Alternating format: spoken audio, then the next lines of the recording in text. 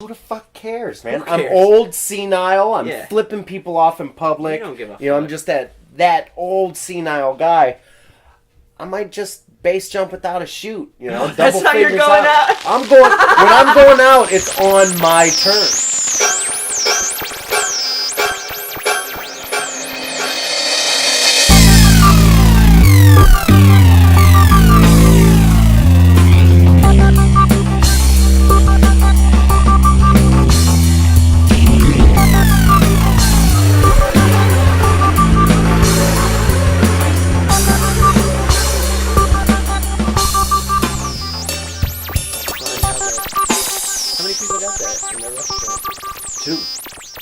Well, I mean, maybe if... No, because only Randy. Big elbow, man. That's Randy. That was Randy. So That's 2. right. But yet...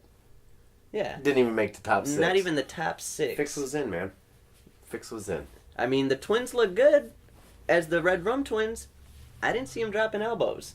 Did they end up winning it or something? Yeah, I was totally okay with them winning. It was the other participants that got lumped into the final 6 that I kind of wanted to hit over the head. With the chair? A steel one, yeah. Definitely. A folding chair. I mean, if you're going to do it, right? Yeah, I mean... And you're in character. Yeah, I mean, I was going to do the belt, but I don't even feel like I want to scratch my belt with these people. You know what I'm saying? They don't deserve it. You don't damage your belt. No. They weren't worth No, the you get a belt folding damage. chair. Exactly. You know? Across the back. And Randy doesn't even use folding chairs that often. That's how mad I was. Unless he finds one hidden under the Under the ring? under the apron. That's true. That's true. And there was no apron, I'm guessing. No, they were apron free that night. Yeah. So What do you do? I was out of steel chairs, so I just kind of let it go. It's a good thing, man, You know, that you did that, you know? let it go. Let it go. That's something Randy would do. He'd Yeah. turn the other cheek. In his older days. I think so. You know? Pre-WCW. Pre-WCW, Yeah. NWO Yeah. Randy, right? Pre-black and white all the time, Because Randy. didn't he end up in the NWO? Yeah. Which is crazy to me, because the whole start of the NWO came from the turn on him, Right. right? Didn't Hogan at Bash at the Beach or something like that? See, I wasn't a huge WCW guy, so I didn't get into, like, the whole... See, WCW I've seen the videos. I've seen the started at DVDs. 8 and went to 10, and WWF went from 9 to 11, so... What do you mean? The, Rating-wise? No, I mean, on Monday, when they were going Oh, through the wars. yeah, the time. So you we'd catch always the first hour. We'd always catch the first hour and then bounce back and forth, Right. and then catch the last hour. Right. You know, because the first and the last hours where things happen. Right. You know, in between's just whatever. Yeah, exactly. You know? Exactly. But yeah, that was our Monday night in the military barracks, man. Nice. Nice. So yeah, Bash. I can't remember if it was like. Probably not Bash at the Beach. I don't know. can't think That sounds pretty WCW legit right there. where Hogan turned on him, spray painted NWO Yeah, across him. yeah, and- that's what or that- was it? Oh no, the yellow stripe up his back or something. Is that what it was? I can't remember. I remember they Dude, used we're to do the talking NWO almost 20 thing. Yeah, years. dude, it's so crazy. It's been a while. Yeah, but I have a hard time remembering last week. yeah, no. Side effects, man. Side effects. Yeah. Short-term memory Yeah. loss? It'll happen. Yeah, there's other choices that went into making that road possible. Right. Now, getting them into the long-term memory, once they're there forever. Okay, there's actually a good topic right there. Okay, what you got? How... Now, I've heard other people talk about this, which will raise the question to me. Think of memories that you had when you were like some of your first memories, like up to 8 years old, let's say. Let's say all the way up to 8, all right? Those are pretty early. Anything you have up to that point, how real is the memory itself? Dude, that's crazy you say that, because I was actually talking to my mom, and we were talking about that, and I remember this or that and this, you know, and she's like, maybe you just remember the picture, the photo That's it. of it, you know, and it can maybe spark an idea, but you probably really don't remember it. You don't? You know, you don't remember the actual thing, especially at that age. What are you remembering? You're remembering the thought that you remembered. So whatever that thought is implemented in your head, whether it's true or not, that's the reality of that moment for the rest of your life. Right? Exactly. Because how much of that moment do you recall? Like, you hit the nail on the head. You got a picture. You got one picture in your head, and then the rest you're kind of just trying to piece shit together based on things that you can remember. Someone said this. I don't even know if it was me or you, but it was said. And, like, that's all you can come up with is little shit like that. Right? Right. Just little bits. And even literally just the photo. There's one photo. Yeah, okay. Literal photo of me doing something as a kid. Forever, I thought that was a memory of mine. Like, I remember doing that. Now you remember this picture. Right. Oh, shit. Isn't that nuts? That's crazy. Because in my head, I'm like, no, because I was hiding in between the bleachers and my little brother was upset because he couldn't find me. My mom's like, no, I remember that. Yeah, I remember that, but you seem a little young to...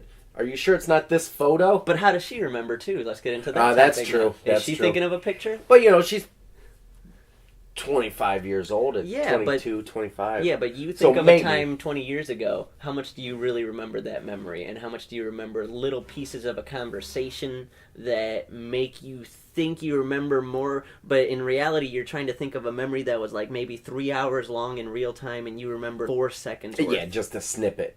A GIF. Right. A GIF right. of the... Yeah. You're trying to package that whole 3 hours into a 4-second memory. Right. This is what happened. Well... Not really. Maybe. You were there. That's right, about as close as you get. I was present. That's it. Yeah. So how much of those memories are, like, real? How much of your, like, the life that you remember early on is real, and how much of it is, like... An alternate reality? Yeah, like, you basically molded it to be reality because you pieced things together, but... In your head. But you don't really recall. Not really. Right? That's interesting. I never thought of it that way. Yeah. That's interesting. If that's the case, how much of our life do we even, like, take with us after we've lived it? We think of memories as, like, oh, that's what we want. We want to do things so we have memories, and then the memories are the valuable part. But even a lot of the memories aren't real. A lot of the memories are based on, like, maybe an emotion you had, so you tie something to it in your head, personally. But it's not like you're looking at a video of the events that happened that day.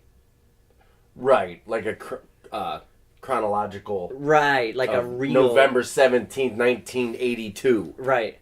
Do you have the... If you actually were to sit down on a TV and watch Christmas when you were 7 years old that you say you remember so vividly, I remember I got this toy and this and that, and you remember it so vividly, and yeah, you might get like 2 or 3 seconds Opening right. the biggest toy, the one that you wanted, but the 24 hours you don't even remember. That involved that. None. Where is that? Maybe if you saw it on video, it'd spark. Oh, but would it spark it? Or are you just going? Actually, I remember now. No, you're just now looking I remember, at it. Yeah. That's not a memory. You're just looking at the truth. Yeah, because a memory is blind eye. Right, right. You're not looking. It's a thought in the head, which is interesting. I don't know, man. Memories are a crazy thing. Just the whole human brain, man, and how that works is crazy. It's a crazy computer. Just the fact... Yeah, really cool computer. Yeah. Kind of a shitty one, actually. Shitty in some ways, amazing in others, right? Yeah. Yeah. Like storage-wise, bullshit. Right. Right? Well, we dump. Get rid of that hardware, Right. Dump memory all the time. To keep clean, free space. Right. I mean, we haven't found a computer that has infinite storage, so why would we think we do? Right. So yeah, you got to get rid of some. And mine gets rid of a lot. All the time. Mine's empty most of the time, I think. A lot of free storage space in there. Hey, that's good, though. Yeah, except for when you got an active brain and all it does is overthink everything all the time and you drive yourself nuts. But you know what? I've been thinking about that a lot lately. The overthinking of things. I'm an overthinker. Dude. Right? I like to analyze, overanalyze, reanalyze, and then come back for another analysis. Oh, I'll make myself sick overthinking something. Something simple, too. I'll turn something small, dumb, mountain out of a molehill, man. Yeah.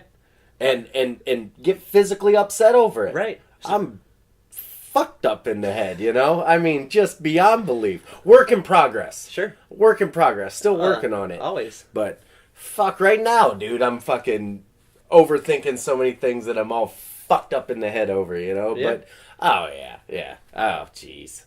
It's part of life, man. Like, one thing I was thinking about. and this isn't an overthinking thing, but just, where the brain goes. Talking about working the emasculation of men in our current society. There's no real men in our society anymore. There are men. Well, they're not labeled. But what I mean is like, we have... I don't want to knock feminism or anything like that, because I'm all about equal. I still think, in some form, we should be able to have a club that's no girls allowed. But we stopped that. Right? And so, okay, you're welcome. Women are welcome in and stuff. However, now that happens, now you have to change what this club is about to appease the incoming group. Right. You're no longer being a man. Because we're sitting here being men talking about, Anything. Nothing's off the table. Nothing's off the table. It can be crude. It can be rude. It can be hateful. It can be, joke. A lot of it's all joke. It's all joke. It's all joke. But I mean, talking shit, stuff like that, being offensive, objectifying women, right? Things like that. That's what guys do, man. Yeah. It's not because they hate women. No. It's just talking shit. Dude, I talk shit about dudes. Talk shit Doesn't about mean dudes. I hate dudes. No. Like if you took the idea of like, all right, if I don't want women to do this, then that means I hate women and their rights. No, there's a lot of dudes I don't want doing certain shit I'm doing too because of different things. Maybe it's just not for that specific person. And so it's going to throw me off when I'm doing it. You know what I'm saying? So, for example, this conversation, all right, right now it's a pretty open conversation about whatever. I'm sure there was plenty of women that would be able to get involved in this conversation, right, and we'd be able to flow right with them, right? And they'd be able to flow right back with us. I know a Absolutely. few personally that could sit here and ride with us and would agree with us, right, probably, But specifically, like,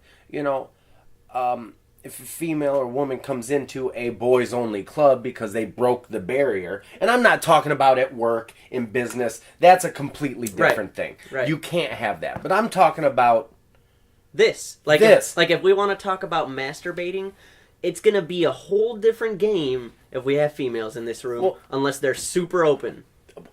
And again, they do exist. They do. But the average girl is going to get real uncomfortable, offended, real quick. And then that becomes, you can't do that. Well, this is my party. Yeah. I want to be able to do what I want. Don't come to my party then. Yeah. That's all. Well, I should be able to. You're right, but it's our rules. If it's my party, it's my rules. You're welcome to come, but it's still going to be my... You got to understand, I'm fucking this chick and you just watch the feathers fly.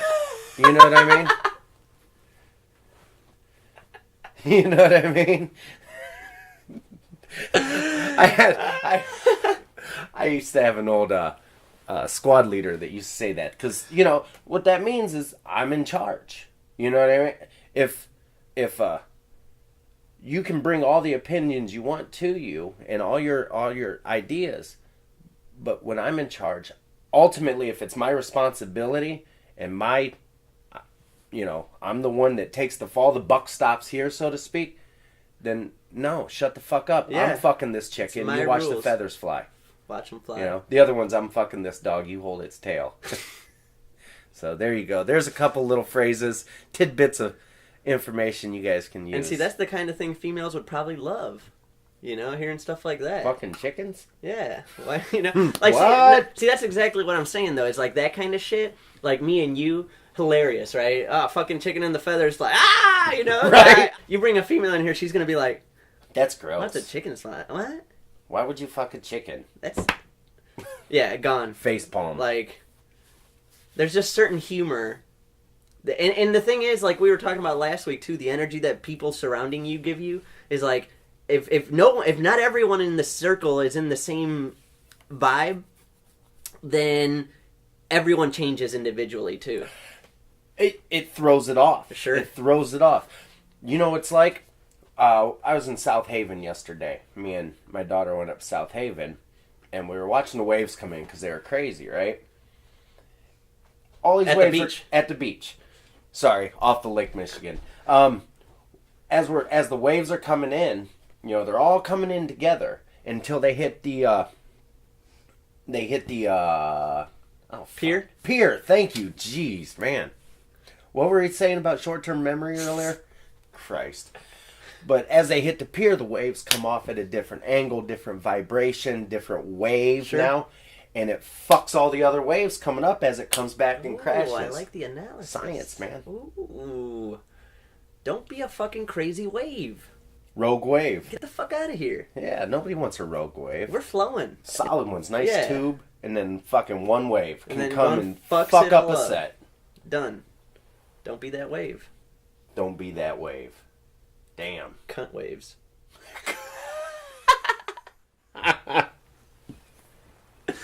Don't be a cunt wave. Don't do it. It's a bad idea. Bad. Get flowy. Look at the other waves. And don't follow the crowd, but make sure the waves are going in the right direction, and then go, you know what? I'm not going in the right direction. Don't be the one wave to fuck it up for everybody else. Man, I love the wave analogy. Yeah? Perfect. Because it's like, dude, it's the same thing. It's straight like off momentum. the top of the dome, homie. Killing it. Man. What? So, yeah, because it's like, it's a momentum, right? Like waves, as they keep going in the ocean, they get bigger, right? Yeah. And so that's the same thing, is like the more momentum you can pick up, the bigger you get. If you're constantly running into an opposite going wave, you're constantly getting slammed back down and having to restart. So some of the people that you see on a daily basis, I see on a daily basis, that are complaining about life and this and that, and then you look at the people they're surrounding themselves with, it's like, dude, every wave you have in your life is going in opposite direction. Like, you're not helping yourself at all. Sometimes you gotta sit down and look at everyone else that's in your crew, in your clique, in your group.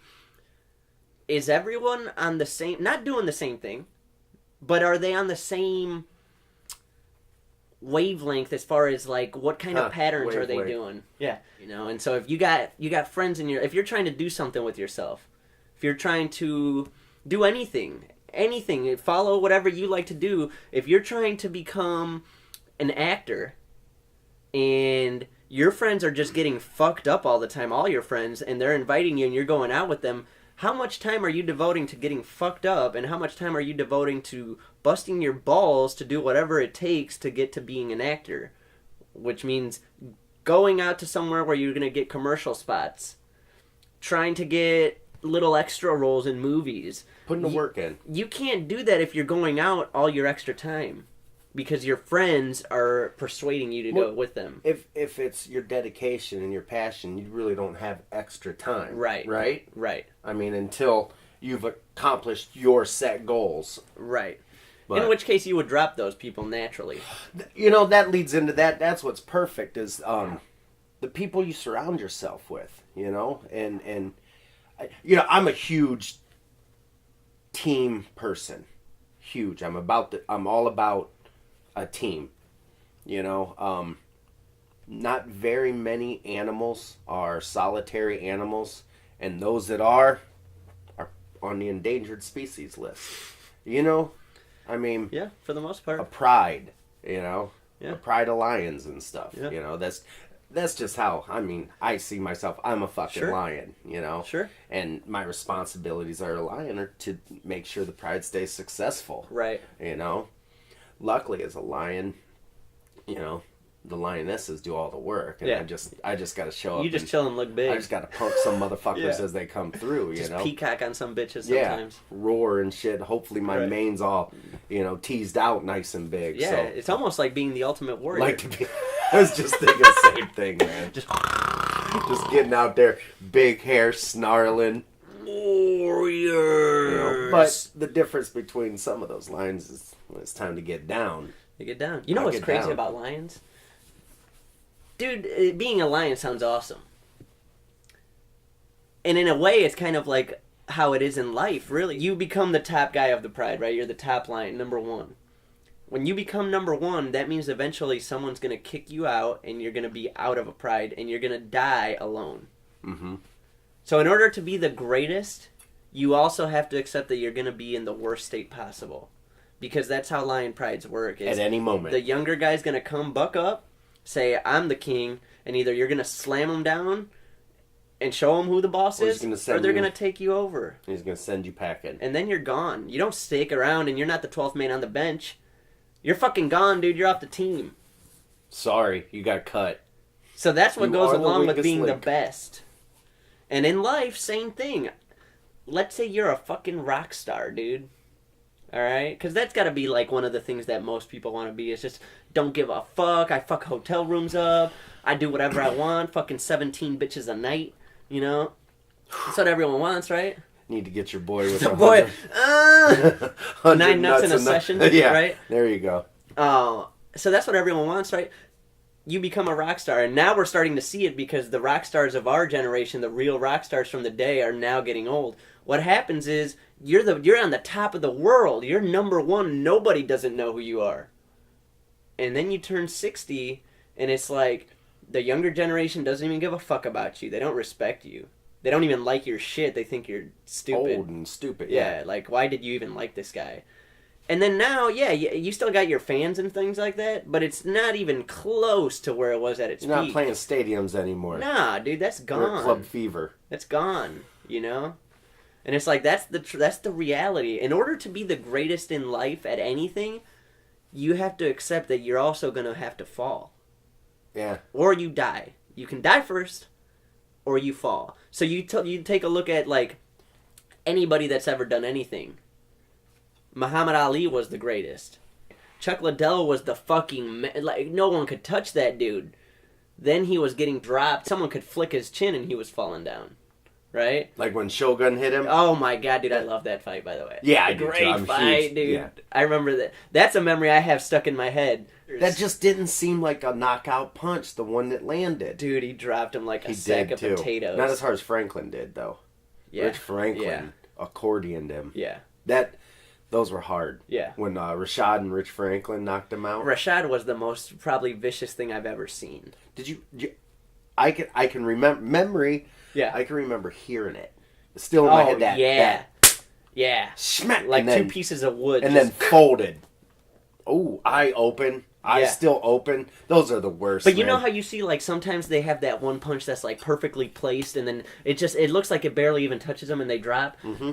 That was the most vicious punch in the world. That wasn't the little tap. That was, like, it looked like he should have gotten his head blown off. Like, that's what it looked like. Yeah. I thought it killed him. Yeah. Broke his neck. Like, that's one of them where JR could have come on from WWF and been like, he's Oh, dead! God! My God, he's dead! You know, like, that's perfect. Choke slammed him to hell! Yeah, like, he's gone. He's never coming back. That's what Chuck Liddell looked like in that fight. Yeah, that was rough. And Chuck was a killer. The guy was a murderer. The guy was breaking people's faces for years. Like, nobody wanted to step in there with him. And he had that confidence about him where he was coming to the cage as A little bit of swagger. alright, gonna get this in, go to the bar. He's not even thinking about the fight, right? Mm-mm. He's just murdering people so easily. That guy had to fall. So you come to any point where you're the greatest, you gotta also realize you're gonna fall. You know what I like about that with that example and with Chuck? He didn't run. He went out on his shield, you know what I mean? That he died. did. He died. A few times. He made sure. Yeah. Which I respect the shit out of that. That's who I am. Yeah. I mean, you're killing me, man. Yeah. I mean, don't get me wrong. I've tapped in competition before. Yeah, but you're a murderer for that many years. You think you're just gonna beat me one time and I'll go, yeah, I'll pack my shit. No. No, dude, you gotta fucking break my face a few times just like it happened. See, and then I that's- go, yeah. Yeah, if we're standing, striking, you gotta kill me, man. Yeah. It's a mental thing. Right. It's when you know how that goes, man. You're standing up. I'll probably get worked up here, thinking about it, because you take yourself to a different mental state. Right. We can be fun and jovial. Even fight day, man. I start prepping early. Oh, yeah. I'm quiet. I'm focused. As soon as you wake up. As soon as I wake up, I'm thinking about, okay, when I enter that cage. But man, the moment you're warming up, you're backstage, hitting the pads, get that little bit of sweat going, you got your training partner there with you, just like everything feels good. Hitting the fuck out of the mitts. Yeah, Just fucking those mitts up. And then you're up, They're like, all right, Emmerich, so-and-so. Woo! Yeah, now That's it's that time. Now it's dude, time. I got sweat beads coming down my head right now. Dude, now it's time. You hear your music hit and your entrance. What were you running with? I never really picked. Oh, you just went with it? I just went with it. Gotcha. I never thought about it enough until they were like, "What music do you want?" I'm like, "Oh shit, music." Shit, give me some Prince, Purple Rain. You got Hendrix, Voodoo Child. Oh, that's what you were running? A couple times. Okay, all right. One time, man. That gets you pumped up? You know what it was? Fuck, man. NWO Hogan used to come out to it. And I loved how he came out to it. Just chopped down with the edge of my hand and stuff. But, when you get there and you climb through that cage, and it really is just... You go to a primitive part of your brain as a guy because it's a fight. It may be a competition, and your fans enjoy it. Your body doesn't know the difference. Your brain doesn't know the difference. It's the same thing as when you get scared on a scary movie. Yeah. Your brain doesn't understand the difference between fiction and nonfiction. It sees all it does. It's a recording device, right? But you step through that cage, and it's a different world. I mean, once you get ready. in there, My blood's pumping. Yeah, I can't even talk right. It puts you there. And I don't think a lot of people can always go there, It's just one of those things you either have it or people, you don't. Yeah. They talk about turning a switch, and it's not for me, it wasn't always like just flipping a switch like, hey. No. No, it's not like that. I've prepared myself. But it is kind of a conscious decision, right? Because for me, I know it was for me. Yeah. Like, I decide, usually the night of weigh-ins, that's when I go into a different mode. Like, once I hit weigh-ins, I mentally decide, it's no games anymore. Life isn't about Monopoly games and fucking... Well, I'm always angry going in. Yeah, I'm you're hungry, I'm dehydrated. You're thinking real, like you just said, real primitive thoughts. It's caveman. It's just, I know that it's either him or me. And I don't know how many times I've said it, that someone's going to sleep tonight. Yeah. It may be me, it may be my opponent, but someone's going to sleep tonight. Well, it's to the death. If you don't go in with that mentality...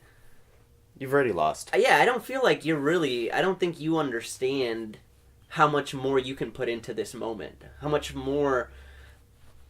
Like, for me, I didn't have to put anything in, dude. I just completely gave my body into...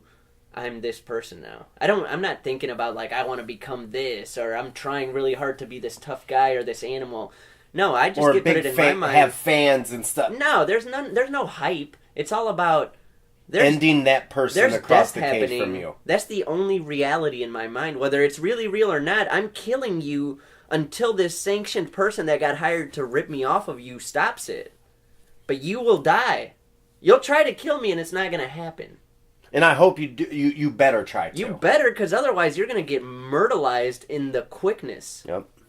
That's the mentality every time. I don't understand how some guys go in there and they dance around a little bit like they're about to play a basketball game, do some arm circles. Get the fuck out of here, dude. I'm in there ready to fucking eat your face. Dude, I made that mistake once when I fought out at Kickers and stuff. I made that mistake once. It wasn't about the fight, my buddy Jason had just left the radio station, and I was there to talk shit about the radio station. Right.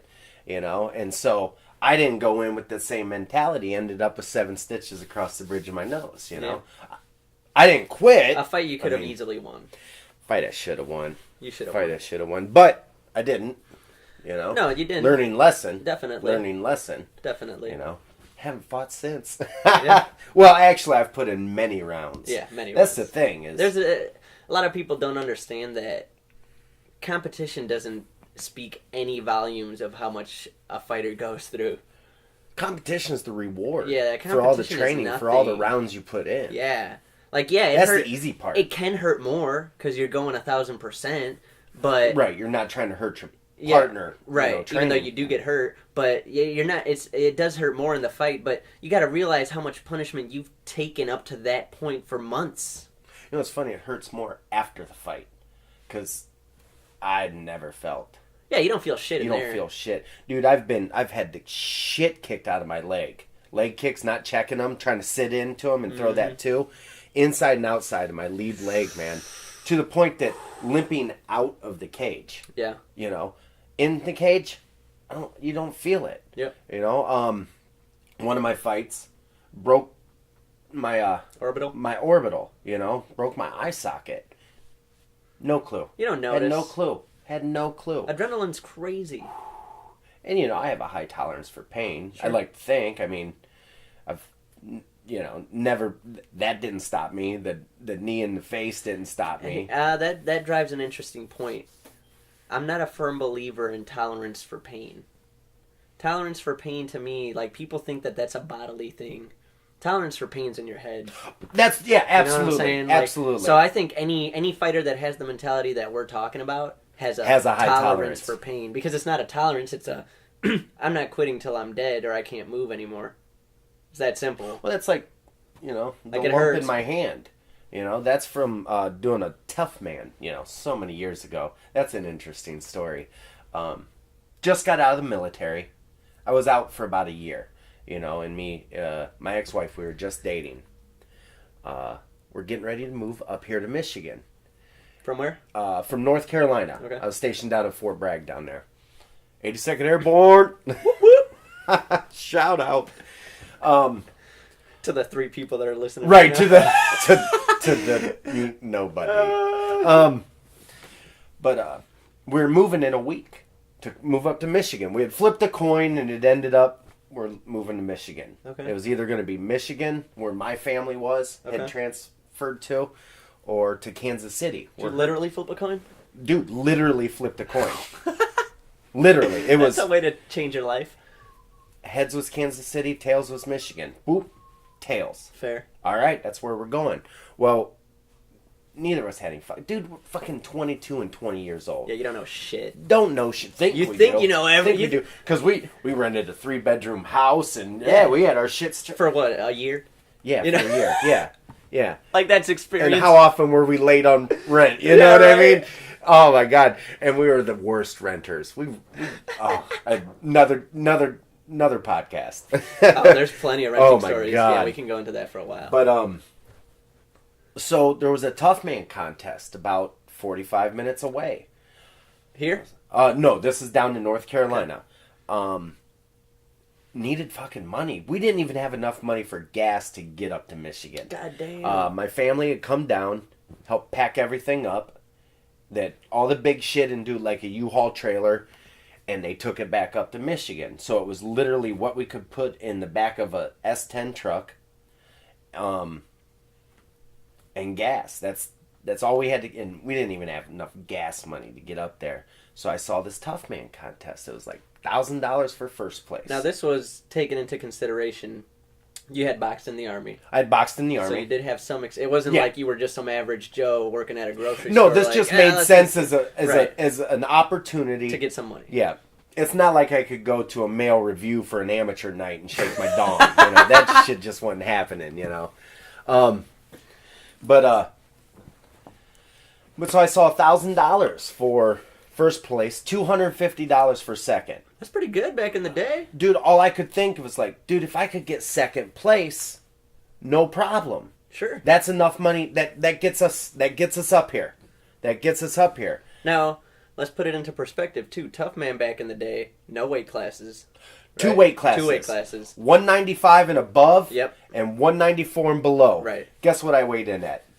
163. 198. Oh, damn, killing it with Big Mike, huh? Yeah. This was Mike that got out of the Army and decided he wasn't going to do shit for a year. Oh, Fat and then Mike. Fat Mike. Oh, okay. Yeah. I didn't know if it was Muscular Mike or Fat Mike. There's never been a muscular Mike. Oh, okay. Ever. Never a muscular Mike. Okay. No. Even fighting at lightweight, he wasn't a muscular Mike. Wait, so you were right above the limit? Right above. I had to fight open weight, ain't that a bitch. But then you're fighting fat dudes, right? So that's kind of an advantage? Some of them. Somewhat? Yeah. So the way they set it up, and it's just like the ones here, or they used to have here, there's fights on Friday night and Saturday night. One fight on Friday night. One tournament. One tournament. One fight on Friday night, and then basically to fight into the tournament, and then bracket 3 fights on Saturday night. Woo!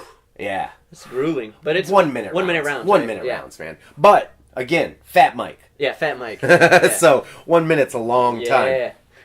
Especially in Tough Man, because everyone's just swinging, right, for that whole minute. Just my gosh, just blurs of haymakers bombs for like 20 seconds, and then everyone's arms go down. Arms on waist. And I'm a boxer, so muscle memory is a real thing, and it helps and it kicks in. First fight, man, I'm fighting literally a Green Beret. Right? That's terrifying. Dude's jacked, all this, and I'm just like, fuck. Because I weighed in 3 pounds heavy, and there's another guy that weighed in at 280 pounds. And a solid-ish. If you think... fuck. Like, 6'2", 280, barrel-chested, looking like Daniel Cormier. Whew. Just thick, That's right? a big dude. It's a big dude. Well, this Green Beret was just taller, thin, fit, athletic. And we fight, man. The first round, I didn't wrap my hands right. Because they were saying something, we're going to check your wraps and this and that. And all I had was literally no tape. I just had sparring wraps. Right. Couple wraps around, good to go. Let's do this. Throw in the 16-ounce gloves. Let's go. Man, about 30 seconds into the first round, I cracked a dude with the left. Hard, solid, crunch.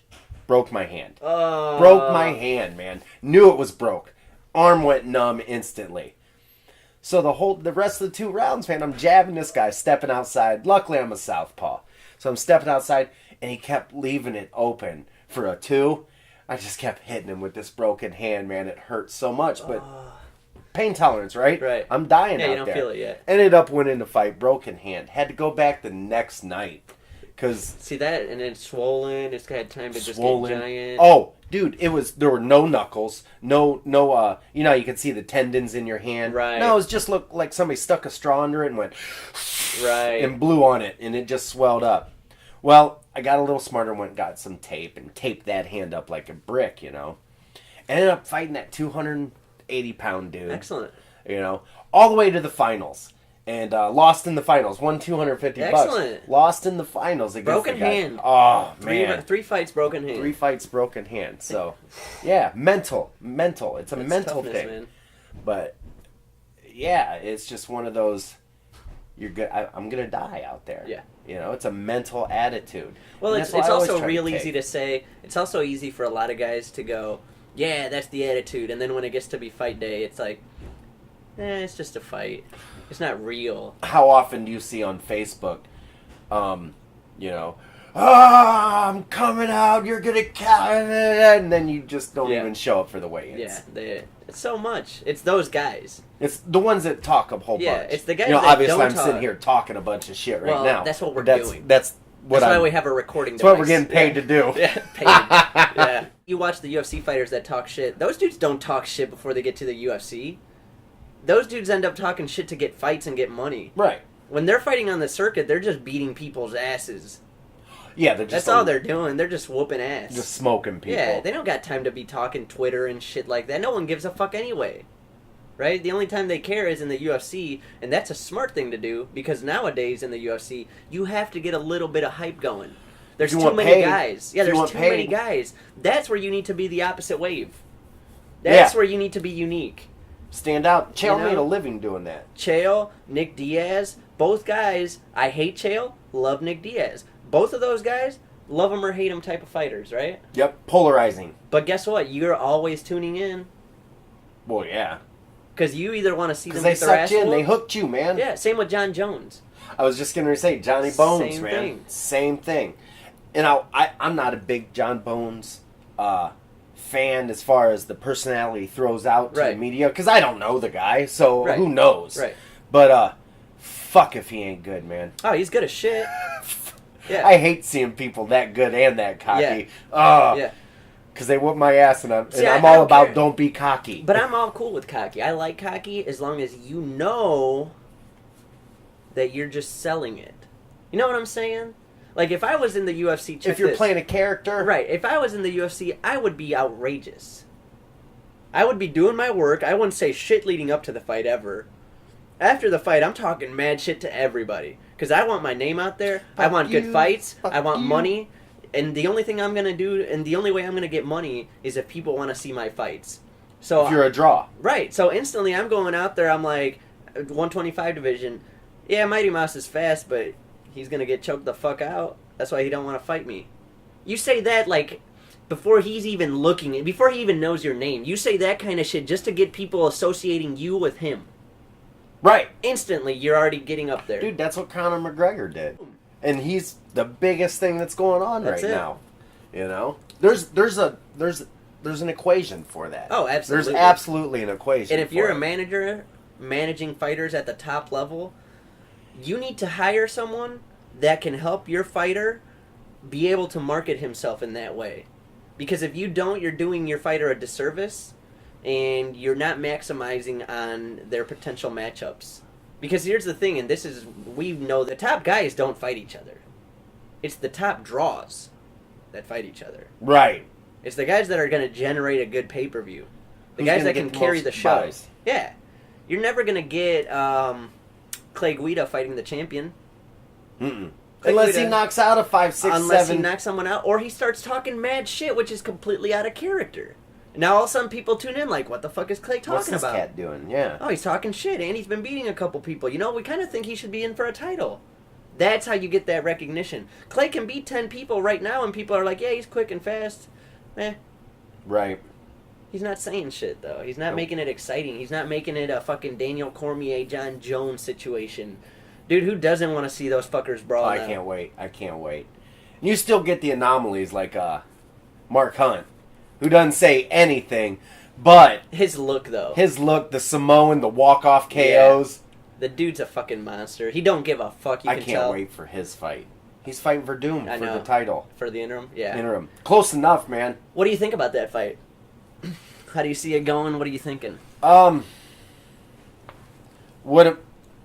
am I grading it? With my head or my heart? You know what I mean? Because my heart, I want... Give me both. Hunt. I want Hunt to win, man.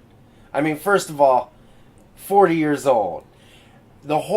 His whole story, you know the whole story of him, they wanted to just pay him to go away. Yeah. He was like, no, I want to fight for my money. Yeah. And he lost the first one to Sean McCorkle. Yeah.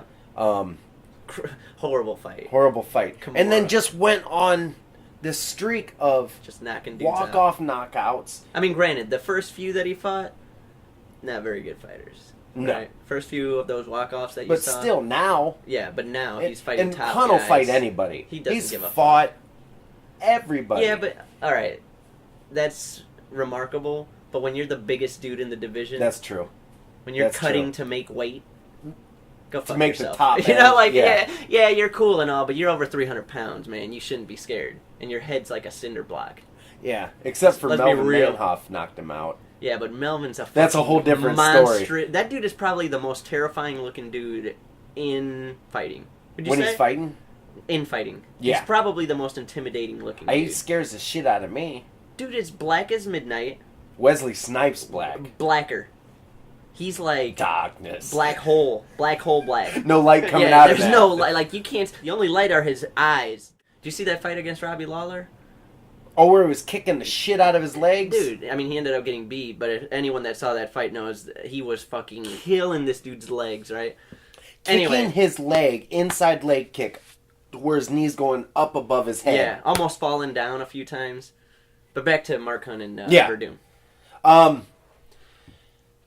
You know, knowing that Dos Santos knocked Verdum out with that uppercut from 6 weeks ago, you know, not 6 weeks ago it happened, but he threw it from 6 weeks ago. It came from the turnbuckle, from the corner, scraped his knuckles on the ground and brought it up. You know, it was kind of a telegraph. Who won't get knocked out if Junior does that, though? Dude, heavyweight, heavyweight division. Yeah. Anybody connects. What do you really feel like as far as, like, technique goes? Like, how do you see the fight going? Dude, after watching Verdum's last fight, he was... It's got to be Verdum, man.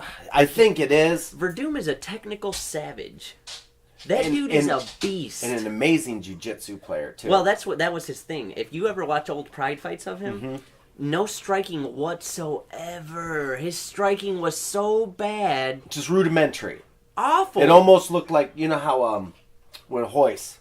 Yeah, it was about that. It was terrible. Those straight punches with your head sticking straight up, just taking one step forward, one step back, no lateral movement, no angles. Dude, his boxing looks great. Who'd he fight last? I'm just drawing a blank. But, Did he fight? Oh, fuck. I can't even remember right now. Yeah, let's look it up. Yeah, I can look it But up here. he's a fucking technical savage. On the ground, no one's beating him. That's number one.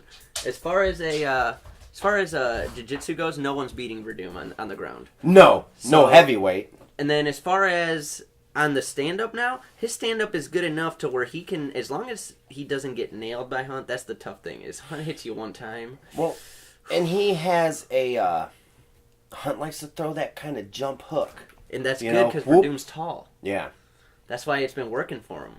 I heard that someone was analyzing that recently, and they said that exact thing, is that Hunt, having that low stature, he's probably one of the shortest guys in the division, can come up with his punches as opposed to like Punching down on right. people. So and that's his style. Is So he throwing uses those high his ones. legs and... Uses those powerful legs. Uses those uppercuts he likes to throw a lot. Those hooks he's throwing are way more vicious because he's coming in. You know what I mean? Right. It's he's launching his whole body and making the impact at the end of that punch. I probably say Verdum if I'm betting money. You know, if I'm betting money, I'm probably going Verdum. But I want Hunt to win. See, I do and I don't, man. I respect Verdum. I think I've watched him for a long time. This is why now this is a story they said on Pride during the commentary. Pride were such bullshitters. You don't know what the hell is real and what was some backstage shit they made up, right? The story goes though that Verdum was just a regular guy. And this dude that started going out with his then girlfriend saw him at the beach and they had an altercation. Verdum didn't fight, didn't know jiu-jitsu, nothing at the time. Dude put Verdum in a triangle and put him to sleep on the beach. Really? Right? Embarrassing as shit. Right? Like imagine putting someone to sleep on the beach in front of their ex. Oh, man. Oh, Did the dude kick sand on him after, too? Oh, you know he did, you know? I would have.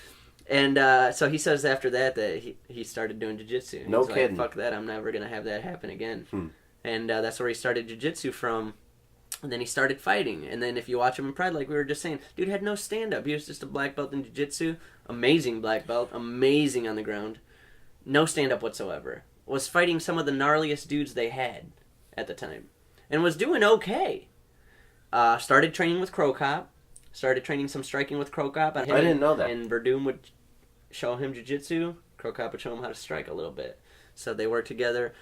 And I've always felt that Verdum is very tactical. He assesses his weaknesses and tries to find ways to make those better. And he's always improving. He's been improving since the beginning. And he's a great fighter now. Yeah. Like, he's put it all together now. And now that dude is amazing, man. First dude to beat Fedor. You know, now we can look back at it and say, oh, yeah, whatever, Fedor sucked at that point. No, man. No. Fedor was a world beater at that time. He was the GOAT. That was it. The greatest of all time. Verdum was just a guy that was going to get smashed. Yeah. You know, and then now he's striking up a storm. Like, who did Verdum? Oh, yeah, I forgot to look that up. So, yeah, I just feel like I like Verdum, man. I like Hunt, too. I like his story and shit, but Hunt hasn't put in years of time trying to get better at jiu-jitsu. Right. You know what I'm saying? Like, I'm sure he's worked on it, but it's not like Verdum, where Verdum took the striking game and he said, I'm going to own this shit. Right. I'm gonna get good at it. I'm not just gonna use it so that I can use my jiu-jitsu. I'm actually gonna be a good striker. He's gonna put it all around. Right. Become an all around so he can win anyway. Right. And that's what I respect about Verdum, is he's the kind of fighter that I am. Is I would look for my weaknesses and improve on them. And you work on them hardcore. And you don't say, I'm just gonna get better at this so people can't beat me. No, I want to be able to beat people with this now. You know? Right. So I can't hit the buttons right. I have a phone. I'm a big Verdum fan, man. How do you spell his name? Werdum. W-E-R? Yep. Oh, Brazilian, right? Yeah. Yeah, a little tricky. W-E-R? How do you spell his first name? Fabricio. Fabricio. Ah, okay, man, I was all over the cheese. His last fight was Travis Brown. Oh, that's right. Right. That's right. Because Travis Brown now is set up to fight Brendan Schaub. Yeah. That's gonna be a good fight, And man. he pieced up Travis Brown. Yes. Solid. But it was really, it was one of those that I was impressed. Big fucking deal, right? But I mean, from his last fight to this one, his striking was. See, I didn't get to see the fight. World. Was it? It was a different world. Combos put together straight. Because Travis is a scary striker too, so for him to put it on Travis without... See, that's what I'm talking about, is he didn't go... Like, from what I heard, again, I didn't see the fight, he didn't go in there trying to use striking so he could get the guy down instantly. No, we had to go beat the guy up. He beat the fuck out of this dude that's been throwing front kicks and elbows and crazy shit. He's like the John Jones of the heavyweight division right now, throwing crazy shit. Verdum said, fuck that, let me come back with some striking and beat your ass. Right. I don't even need to choke you out. Pretty amazing shit. Yeah, dude, I love fighting, man. I could watch it. That could be the only thing I watch. It was for a while for me. Yeah, if I ever find a charger for my computer, I could watch fights again. Nice. My computer's been dead for 3 weeks because, you know, your chargers, you plug in, and then it goes to the box, and then it has the other part of the cord. For your laptop, you mean? Yeah, for my laptop. I lost the second part, man. Yeah, so... You don't have Fight Pass on here? Well, it's a funny thing is my remote control fucked up now. And so I don't even have TV, man. Just get a fucking remote. I know, but that's like all the way, you know, in another town. And... You mean where you go to work? Oh, wait. I bet I could get one from work. Now Do that I it. think about it. How are you living without anything and all you need to do is go buy a remote? Lazy, man. Dude. And here's the You're thing. going to turn into Fat Mike before we know it again.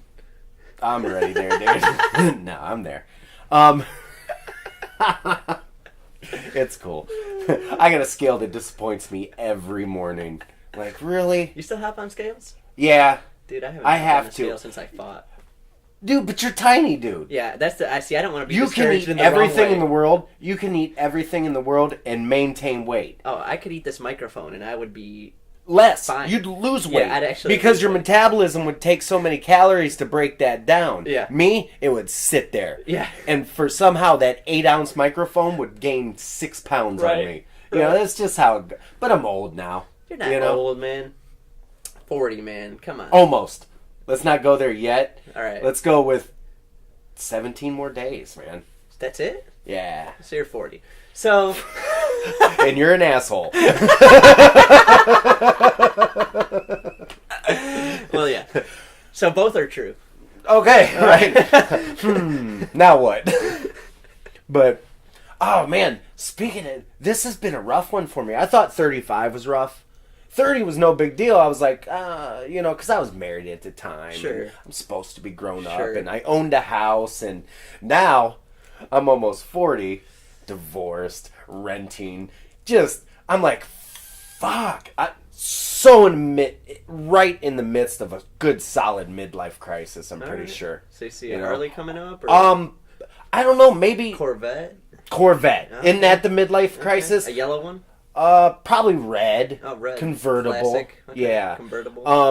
So So you can let the no hair fly? I'm just getting ready to say, you know, it depends on what vehicle I get. I guess it depends on how far back my receding hairline gets. If I go monk, the full fucking Benedictine monk where they only, you know, got the hair on the sides, I'll probably grow that out to a gray ponytail. Oh, excellent. And get the Corvette. Okay. If not, it'll have to be something. See, if you get the Corvette, though, I feel like getting a toupee is acceptable at that point. Because you need to have the wind flowing through the hair. Well, that's why you grow the ponytail. Right? So it can flap kind of like like a skullet. But if you have a Corvette, isn't like the intent to try to go pick up like 18-year-old chicks at the beach? See, that's the other So the thing. toupee helps. I got to be the 40-year-old guy at the club then, right? That's so not my style. No. No? I'm 27. I ain't going no fucking club. Fuck a club, right? Fuck a club, man. That's the most ridiculous shit in the world. That's the hardest part about going through a midlife crisis, being a family man. Like, I'm supposed to be out wanting to chase and do this and then I'm just like, I ain't got it in me, man. I'm a minimalist, Dude, you know? You know what? I'm actually kind of going through the same thing. Your quarter life crisis? No life crisis. I'm good. But here's the thing: is like I feel like I'm getting to the point where I don't like going out either, dude. Because here's the thing: is going out to the bar, club, whatever you want to go to. There's a select group there, man, and the majority of the time, that select group pisses me the fuck off. Dude. Those are those waves I don't want to hang around. Those are the waves coming at me, dude. And I don't like being around idiots. Maybe that's a thing that I need to work on, and I should be around idiots more. No. Pause. Let me stop you right there. Never go backwards on that rule. I won't. Yeah. But that is a great rule. And they're all idiots, man. They're all idiots. Most people in their 20s are fucking idiots. I sure as fuck was. I agree. Most of my 20s have been, I'm an idiot. Dude, most of my 20s and half of my 30s, you know? And as a guy, I think we get a pass to extend because we're guys and we're simple and stupid and we can play that and stuff to about 37. No, I don't think there's a limit, dude. No? I think we're at the point now where, and that could be me too, but I'm never stopping, dude. I'm wearing Ninja Turtle shirts till the day I fucking die. I could grab my Ninja Turtle shirt. Dude. Right now. That's what I'm saying, You know? I'll never grow up. I may get old. Yes. But I'll never grow up. That's Peter fucking Pan, man. Never grow up. No. I'll never grow up. And maybe that's part of it is, you know, because what... Well, that's why we get along, dude. Exactly. You know, we're on the same page. Same mentality. Yeah. And I'll always maintain But that has nothing to do with age. No. Like, you're smarter than me because you've had more experience and shit. But we're on the the I wouldn't even say wavelength. smarter. I would just say, maybe let's go more experienced. Okay. More experience. However... But we're on the same... Your experiences are different. That's true. You know, I've just had more time to gain experience right. versus the time you've had to gain experience. Because I can learn from your experiences. Oh, and vice versa, definitely. You know what I mean? Yeah. That's the... Man, okay, jumping subjects probably, because we're all over the place. So Verdum's winning the fight. Verdum fight win, yeah. But that whole idea... Where was I just now? You were like, I said we can both learn from each other. Learning from each other. If you can learn from whoever you... Learn something from somebody you're in contact with, you're doing good. You know what I mean? And I talk about, you know, like even my kid and her friends and stuff. I learn from them just by watching, seeing how they interact with each other, all that stuff, you know. So that's the thing. I'm always trying to learn. I'm trying to gain experience, gain knowledge. Well, the day you stop, I think, is the day you die. That's it. That's it.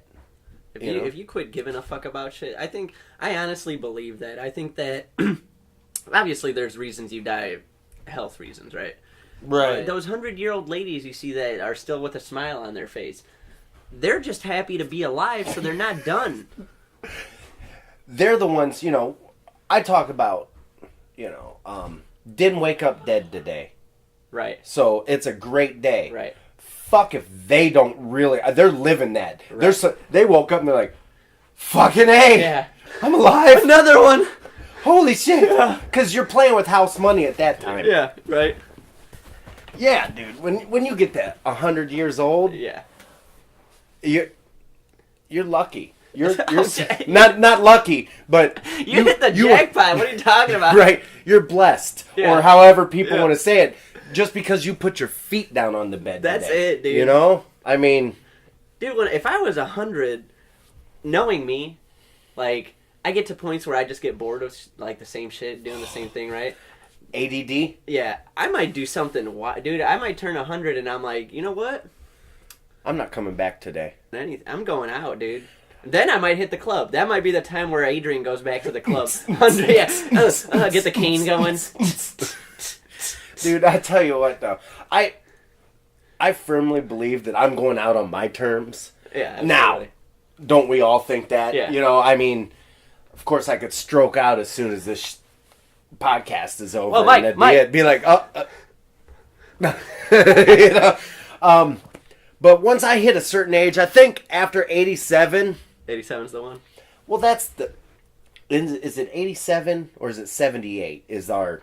Like... What's our average? Average. I think 70s. Is it 70s? Yeah. Okay. I think for men it's actually 71. Women are more older, right? Yeah, I think women is 78. Could be more now. But well, I'm assuming I'm going to maintain a high health You're going and to 87 nutrition. easily. Yeah, 87. Easily. Fat So Mike's going there. after 87, I think, I'm just going to cash in my chips, man. Okay. You know, by that time, who the fuck cares, man? Who cares? I'm old, senile. I'm Yeah. flipping people off in public. You don't give a You know, I'm fuck. just that old, senile guy. I might just base jump without a chute. You know, That's double how you're fingers going out. I'm going when I'm going out. It's on my terms. On my terms. This is it.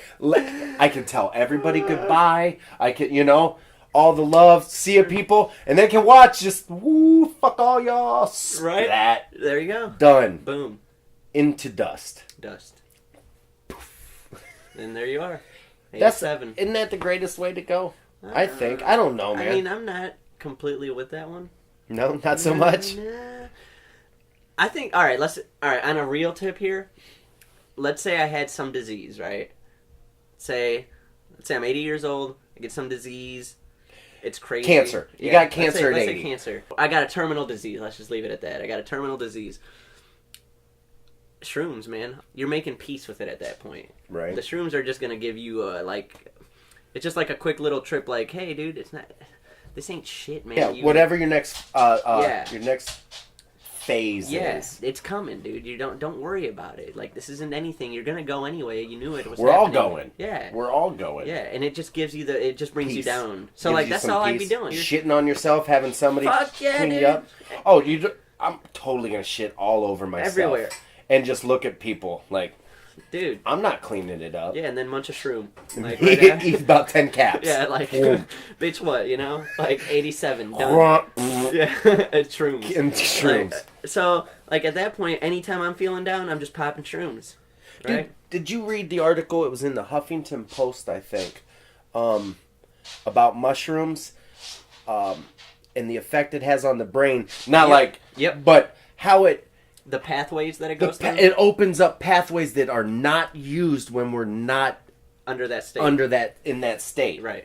That's crazy. It That's is crazy. awesome. It is crazy. I mean, what it's saying too is that it's combining different areas of the brain and links them together that are never otherwise linked. That's why you see things and things become so obvious that aren't obvious on a regular state of mind.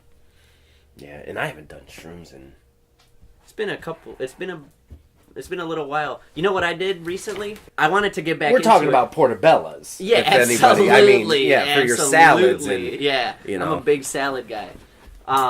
So last time I hadn't done it in a while, right? So I need to get back into it a little bit. It's a scary thing, man. Like if you do it for your own personal enlightenment, sometimes that shit goes deep as fuck, and it's hard to handle, man, emotionally. And I've had those situations. So I wanted to wean myself back into it a little bit, and I took a little bit, and I was like, all right, let's see how this sits in, and we'll kind of go from there, right?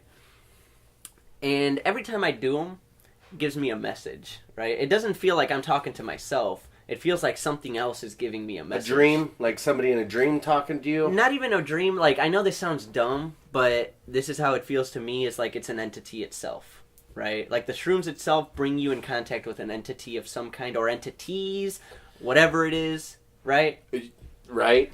And so I always feel like I'm given a message. Not that I'm thinking of a message, I'm given it, right? Through visions, right? Okay.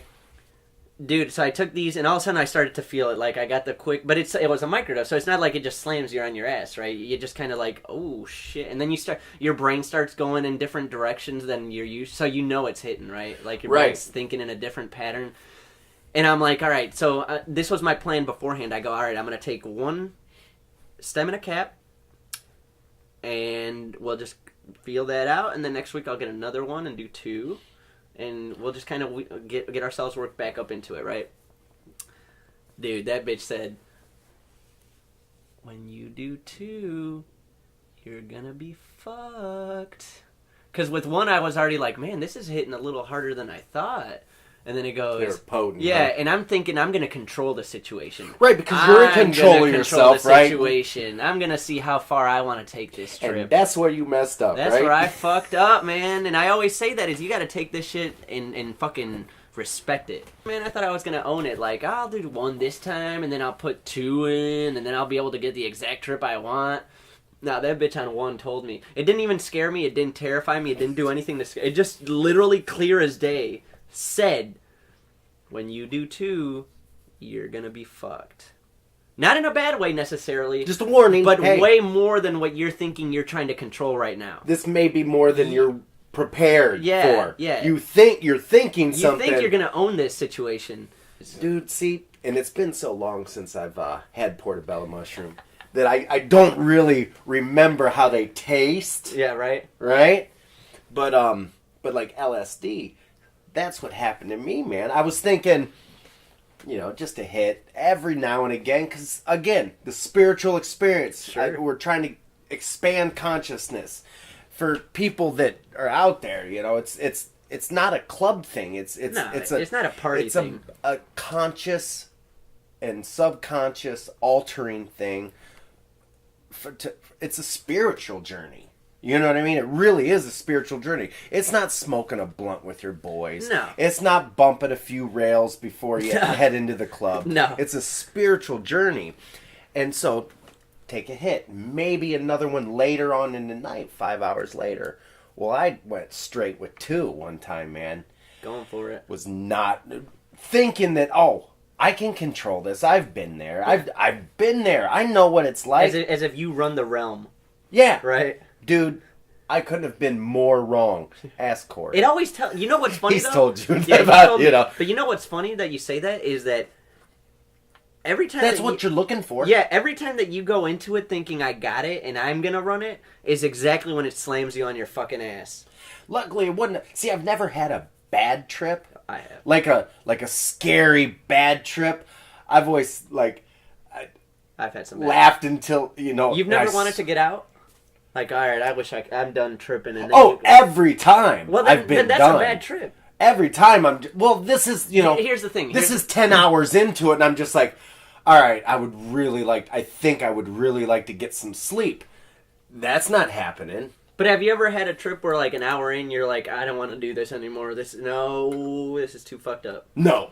See, I've never had that. See, I have. Okay. And first of all, that was the most important one. That was the one that taught me the most, right? Yeah. Number 1. Number 2... I remember you telling me that story. Right, which yeah. we'll get into another day. It's too long for right now. Yeah. Number 2 is... Bad trips aren't what people think a bad trip is. There's a big misconception. You're not... It's not like... Yeah, you might see demons coming at you. That is true. You might see that. But it's about what's in your head already. Mind perception. Right. And how your brain takes conscious images and will warp them a little. And then your brain goes, oh, shit. Yes. That's a fucking... The Grim Reaper standing in the corner. If you're seeing the Grim Reaper in the corner, it's because you got some fucked up shit going on in your head on a daily basis that's coming out. It's bringing your subconscious to conscious. Yeah, it's telling you there's something wrong here. You got some bad thoughts. Fix that shit, and it'll show you. It'll tell you. So, but again, the bad trip. I've been in that state, dude. It was awful. Where you're done. Yeah, and dude, literally 45 minutes an hour in, it was way too much. I took way too many for me. Oh, and you're only 45 or an hour in. Yeah, 45 no, an hour and you in. got I got a whole hours. Night. I got hours. This is a long time. Dude, you know what the worst feeling in the world is? Going, man, I'm done with this. I'll just sleep it off. You close your eyes, you're tripping harder, It's boy. worse. You're tripping harder, man. You're seeing more. Yeah. Okay, I'm just going to go ahead and open my Yeah. eyes now. I'm cool with the walls breathing. Yeah. you know? Yeah. So, but the bad trips, though, they bring to light the things you should bring to light. It's the things you don't want to bring to light on a regular basis. The things that you put in the back of your subconscious. That's all part of that spiritual journey. That's it. That's It all opens part that of up. That spiritual journey. You need that. To become the best version of yourself, you need to see the versions of yourself you don't want to see. Dude, the natives used to have the vision quest. Perfect. The South Americans with the ayahuasca, or there's a group in, I think it's Brazil. It could be Africa, I'm not sure, where they have these special mitts, and they stick them with these awful ants. Yeah! Your brain is trying to escape. Well, they have ants like that in South America, or not South America, but, well, Panama. I got stung by, we called them 50 caliber ants, because they're about the size of a 50 caliber round. Damn! but they were fuzzy and had stingers. Bullet ants. See, those aren't ants. No, those are animals. Those are demons. Those are Satan's spawns. And it was such pain. And I always say I was getting loopy. I was tripping. Yeah. But I wasn't drugged or the Right. venom. It hurt so bad. It hurt so. I wanted to cry. Sure. But But how's that gonna help? I'm a man, so. You ever been in so much pain that crying ain't even gonna do shit? Dude. Where you're just like, This is what I always told my boy. And, because pain. No. Don't cry for pain. Suck it up. That's a mental thing. Yeah. But emotional. That's still a man. Actually, that's more of a man. Yeah, that's the truth. That's the truth. And that's okay to have emotions, to feel that way. Because those are great to own and have. But pain, I don't give a fuck if somebody cuts your arm off. Scream, growl, grunt, don't cry. And then beat them over the fucking head with Beat your them arm. with your stub. Yeah, until they're dead. Exactly. Brutality. Talk about full circle, huh? We come all the way around. Circle, ladies and gentlemen. Nice. Hell yeah. We should probably end it there then. All right. Are we good? Where are we at on time? I mean, I think so. We got a half hour? I guess we could go. Oh, we got a little wait. bit. Hour and a half. Oh, shit. All right, so we might. Yeah. Yeah, we'll call That it. was a good one, man. Came full circle, too. Oh. All right, so all you folks that actually watch this shit, listen to it, subscribe. Yeah. Subscribe. Both of you guys, subscribe. Yeah. Actually, I think we're talking to us. All right. Talking to ourselves. You go ahead and make get sure on you there, subscribe. All right. I'm gonna have to get a YouTube yeah, account you gotta then, get a so I YouTube, can. yeah. That'll be 2 of us. We could use more. Maybe 3. You guys have a third. Throw wheel? some comments out there. Like you guys fucking are retarded.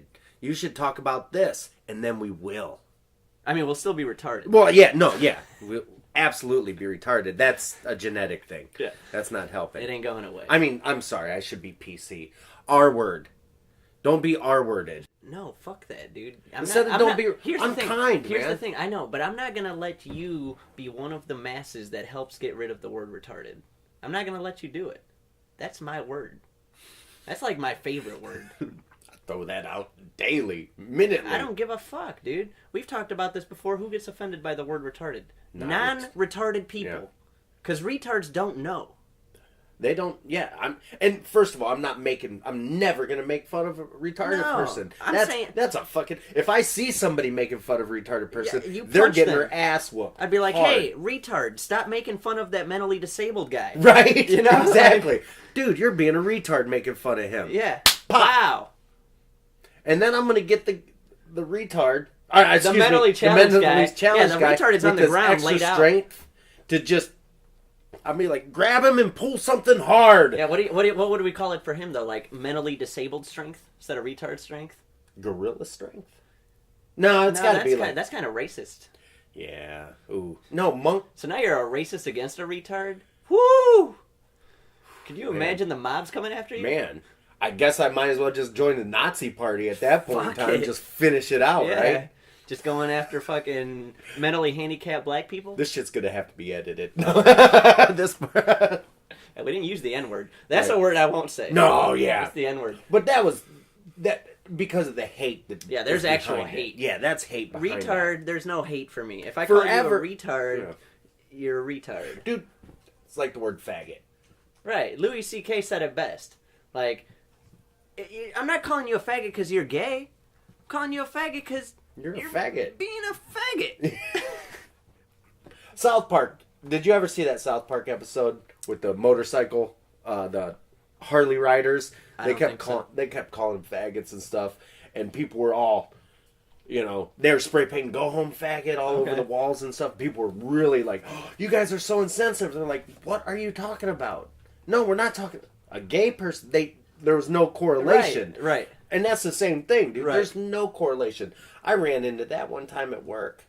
That there's a gay guy that used to work there, and my buddy, we were just ribbing each other at work, and then I was like, dude, you're such a fag. Gay guy, right? Right next to the gay. I didn't know he's gay. I had only been there a year. That takes a while for people to feel comfortable You can enough to tell. He wasn't happy. He wasn't faggy? No. But he pulled me aside. It was like, hey, you know, I'm gay and stuff. And I was like, okay. He's like, so the word, you know, calling people faggot and stuff's kind of offensive. And I just kind of looked at him. I was like, I don't understand. I wasn't knocking gays. He's like, well, faggot. And I was like, not really. I apologize if I offended you. It wasn't my intent. And plus, I wasn't talking to you. I was talking to that faggot over there. My buddy being a faggot. Dude, here's the thing I have a question about, though. Has anybody that's gay ever called themselves a faggot? I don't know. Do they? Now, where did that word come from? Was it just a hate word? Oh, I hope not. Because now I'm thinking about it, and I'm like, where the fuck did it even come from? I don't know, because in England, that's a cigarette. Yeah, fag. Yeah. Well, what the fag gut? Huh. We're gonna have to We'll have to look that up. We'll get back with you guys. Yeah. We're still probably gonna use it though. Yeah. Just so you know. Oh, that's yeah. Yeah. I love the gays. It's part of my. Yeah, dude. I've always said, if I ever like hit that $500 million lotto, you know, or some shit, and I build a fucking fabulous house and shit, I'm gonna have it in an interior decorator. It's not gonna be a straight guy. It's a gay guy. It's gonna have to be, and they're gonna be offended at first because I'm gonna ask them, well, are you gay? How dare you? I was like, no, you don't understand. That'll depend on if you get the job or not. Then they'll get more offended, and then they'll go, yeah, I am. Okay, now are you a faggot? Because I don't hire faggots. I'll hire gay people all day. All day, especially if I'm doing interior decorating. Yeah. Because I don't look at this shithole. Yeah, but I don't fuck with faggots. Or Holy, retards. It's a. I think on that note, it's yeah, that's it. All right, loose tooth.